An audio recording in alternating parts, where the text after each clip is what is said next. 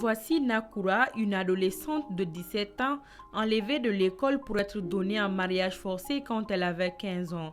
Un an plus tard, elle commet un acte qu'elle n'oubliera pas de toute sa vie. De cette union forcée, elle a enterré dans ce tas d'ordures l'enfant qu'elle portait en elle. Nous sommes dans la ville mystérieuse de Nioro, à quelques 400 km de Bamako. Traditionnellement. Fitiri ɲɛkɔrɔla dɔ la ne bɔra ka taga a fɛ yen a ye fɛn dɔw di ma ne y'olu min donc o ye kɔnɔdimi bila ne la ne bɔra kɛnɛmala la o la ka na ɲamanton kɛrɛfɛla la ka essayer ka jigin n yɛrɛ ma ka sɔrɔ ka den bila sachet noir kɔnɔ n ko n b'a fili.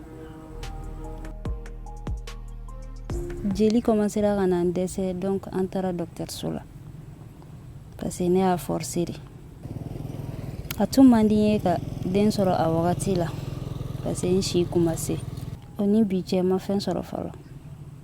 L'avortement clandestin, un sujet tabou dans la société malienne.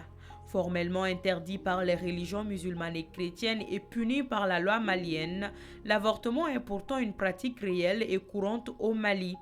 Ces 3 dernières années, plus de 500 femmes et filles ont enfreint la loi en mettant fin à leur grossesse uniquement dans la région de Nioro. Nous enregistrons des avortements provoqués, que nous appelons le plus souvent des avortements clandestins. Les gens se cachent pour le faire parce que la grossesse arrive dans des conditions un peu particulières. L'avortement clandestin, ces femmes le pratiquent parfois par manque d'argent ou de soutien au péril de leur vie. En fait, ces femmes-là ne viennent pas nous dire qu'elles ont fait des avortements clandestins, mais c'est à travers les motifs de consultation et les complications que nous décelons ces avortements clandestins. Le taux élevé de l'avortement dans cette localité s'explique par plusieurs facteurs. C'est surtout les femmes mariées qui ont, vous savez, dans cette zone-là où beaucoup de femmes ont leur mari à l'étranger. Donc, quand ces femmes-là tombent enceintes, elles font recours à ces avortements clandestins. Des exemples concrets ne manquent pas. Cette fille sous le prénom choisi Néné et fuyant les mots se confie à nous par téléphone. Famille est tout qui opposé pour Gola. Donc, Maloya, en Israël, on fait. Ne pas avortement. Ne ka furu kɛra fo bi ne ma den dantigɛ la ne furu don ni bi cɛ a bɛ bɛn san 9 ma n ka secret de don mɔgɔ ma bɔ a kalama. Difficile d'obtenir des statistiques au niveau national compte tenu de la sensibilité du sujet. Qu'à cela ne tienne, l'ampleur du phénomène et ses conséquences néfastes sur la santé et la vie des femmes et des jeunes filles nécessitent qu'on brise le silence. Selon les spécialistes, il existe différents types d'avortements. L'avortement spontané, l'avortement spontané, pour ainsi dire, 15 à 20% des grossesses vont se terminer par un avortement que nous appelons une fausse couche. Il existe une deuxième catégorie qui est l'avortement provoqué clandestin. Cette catégorie, il s'agit certainement de femmes qui, une fois qu'elles contractent la grossesse, elles ne souhaitent pas garder la grossesse. Cet hôpital de deuxième référence enregistre moins de cas d'avortement que dans le district sanitaire de Nioro. Elle dispose d'une unité de prise en charge des complications. Il y a certaines qui vont arriver ici et comme elles ne souhaitent plus tomber enceintes, on leur donne aussi la planification familiale de leur choix. Des structures privées travaillent aussi dans cette dynamique pour sauver des vies. C'est le cas ici dans cette clinique. Au Mali, l'avortement est vraiment restrictif. Nous recevons assez de clients qui viennent après un avortement incomplet mais nous faisons ce qu'on appelle les soins après avortement.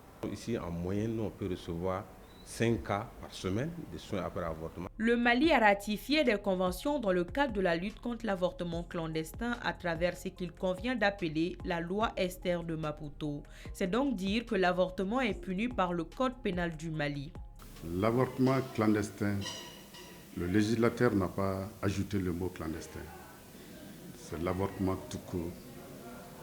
Il est incriminé à l'article 211 du code pénal qui dit qu'il est interdit tout avortement qui consiste dans l'emploi de moyens ou de substances en vue de provoquer l'expulsion prématurée du fœtus. Donc partant, on peut dire qu'il y a une loi contre l'avortement. C'est pourquoi les spécialistes tirent la sonnette d'alarme. Les études ont prouvé que les décideurs politiques, les ONG, les bailleurs, tous sont en train de lutter contre la mortalité maternelle. Mais au jour d'aujourd'hui, très peu de choses sont faites pour l'avortement. Alors, si on ne fait pas face à l'avortement risquera dans un bref avenir de devenir la première cause de mortalité maternelle. Des associations de défense des droits de la femme mènent le combat contre l'avortement clandestin chez la jeune féminine dont l'âge varie entre 14 à 24 ans. Ce combat, Karim Bachili et ses collègues le mènent non sans difficulté. Ani k'u dɛmɛ mɔgɔ minnu ka baara ɲɛsilen don muso minnu bɛ gɛlɛya sɔrɔ kɛnɛya fanfɛla la donc an bɛ intervention kɛ o cadre kɔnɔna la souvent yɛrɛ hali an yɛrɛ b'an bolo don an kun pour que u bɛ se ka lafiya sɔrɔ cogo min na. Donner la vie est la chose la plus précieuse, mais interrompre volontairement une grossesse est un péché, d'où ces conseils de la petite Nakura. Animisa bɛ nabi. Cogoya si kana se ka u bila u ka nin wale in kɛ sabula kɔlɔlɔ b'a la a bɛ se ka kɛ i tɛna den wɛrɛ sɔrɔ a kɔfɛ walima n'i y'a forcer ka a essayer k'i b'i yɛrɛ lajigin ni jeli m'i dɛsɛ saya bɛ se ka bɔ a la. L'avortement clandestin est une réalité, mais aussi un déni au Mali. Ensemble, luttons contre cette cause pernicieuse de mortalité maternelle.